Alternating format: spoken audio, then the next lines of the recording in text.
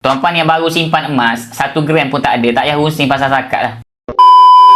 Tuan-puan banyak duit nanti, tuan-puan tak fikir pening pasal zakat. Sekarang ni sebab tak ada duit. Bila tak ada duit ni apa jadi? Nak fikir nak bayar zakat. Padahal emas pun tak ada lagi. Untuk orang yang tak bersimpan emas ataupun ada emas, walaupun kalau setakat ada 1 gram, tuan-puan tak payah takut pasal zakat lah. Zakat ni tuan-puan untuk orang yang mampu sahaja. 85 gram tu kaya dah. So memang logik lah bayar zakat. Sebab tu tuan-puan, orang yang ada 85 gram, dia tak pening pun fikir pasal zakat. Yang pening, yang takut ni mereka yang tak ada lagi. Bila tak ada tu mereka fikir macam mana aku nak bayar, sedangkan dia tak capai lagi. Orang yang ada 85 gram ni memang orang kaya lah tuan-puan. Sebab tuan-puan kena tahu orang yang simpan emas ni sangat mustahil dia tak ada cash. Cash dekat bank dia akan ada. Emas ni sebab dia benteng terakhir. Emas ni kalau boleh dikatakan goalkeeper lah. Event dah habis semua tu baru jumpa goalkeeper.